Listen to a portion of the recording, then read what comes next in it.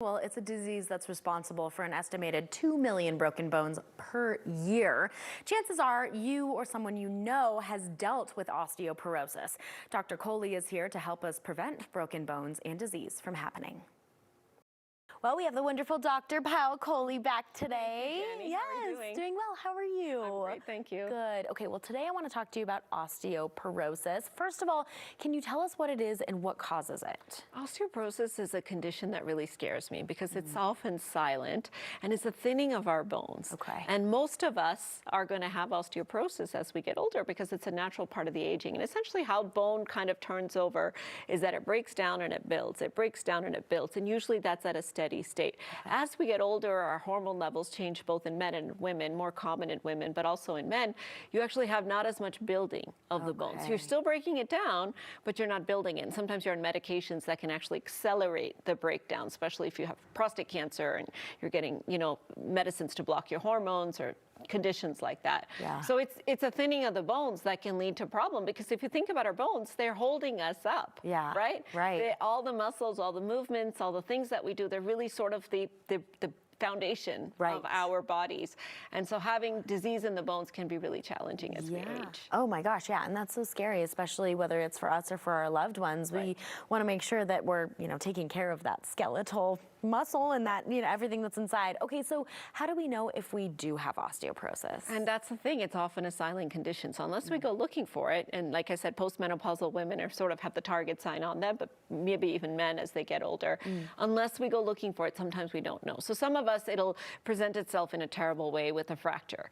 And I'm talking about fractures with sort of minimal trauma, so wrist fractures, hip fractures, those types of fractures that shouldn't have broken a bone, but they actually broke the bone. And that's almost at the point where the horse is kind of out of the barn. Sometimes we lose height, and that's our first sign that we actually have osteoporosis because the little bones in our back are starting to compress and squish down. They're losing their structural integrity and they're squishing our spine, so we're actually losing height. And you often see many of the old grandmas kind of hunched over. That's called kyphosis, and that's little fractures in their back that's causing compression of the bones that are supposed to be the discs that are kind of holding up our spine. So those are sort of the most common ways that we know, but really the way we should know, most of us after menopause and men as we get older should go and get a DEXA scan. That's a bone density scan. It's part of our regular care after menopause. We should check it so we know exactly what our bone density is. Okay, good to know and good to be preventative about it. Now, how do we treat this, and is there anything we can do to prevent it?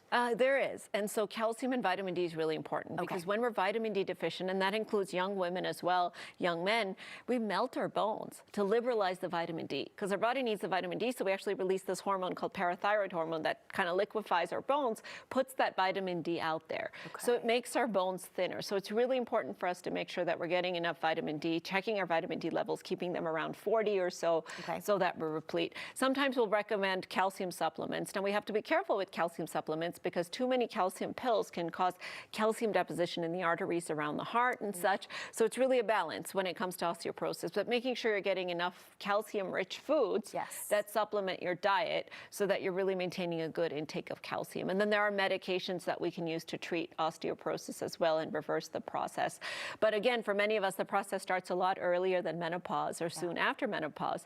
And unless we really check, we have a family history or, we've had cancer that makes us hormone deficient or something, many of us don't think about checking, but really every single woman after menopause should be having that DEXA scan so she can get checked, she can get treated, and you can prevent that fracture because once you have a pathologic fracture, bone is one of the slowest healing structures in our body. That's why you have to wear a cast for like 6 months or whatever. Because it takes forever for bone to heal and it can really change your life expectancy if you have a bad fracture at an older age. Definitely. If we are looking for foods that are more dense in calcium or vitamin D, you were saying, right? What should we look for? So of course, any kind of milk-based products, yogurt and milk, those are helpful. Sometimes even some of the plant-based milks, like the soy milks and the almond milks, can be fortified with vitamin D. So it's really important whenever you're buying any of those type of products, just flip it over, take a look at the back at the calcium content and the vitamin D content. Because we don't think a lot, especially for someone who doesn't eat a lot of dairy products, if we're vegan or something, about how we're getting our calcium and vitamin D. And we know that sunlight activates vitamin D, right? But here in Colorado, we wear a lot more sunscreen because we have risk of that, and that can prevent some of that activation.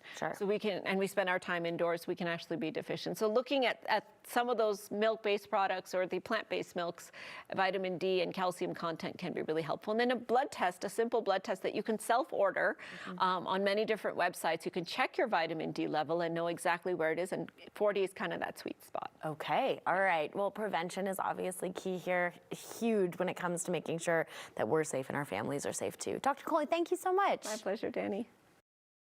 Make sure to email us your questions for Dr. Kohli. Just send us your message to mycoco@9news.com and put Kohli in the subject line.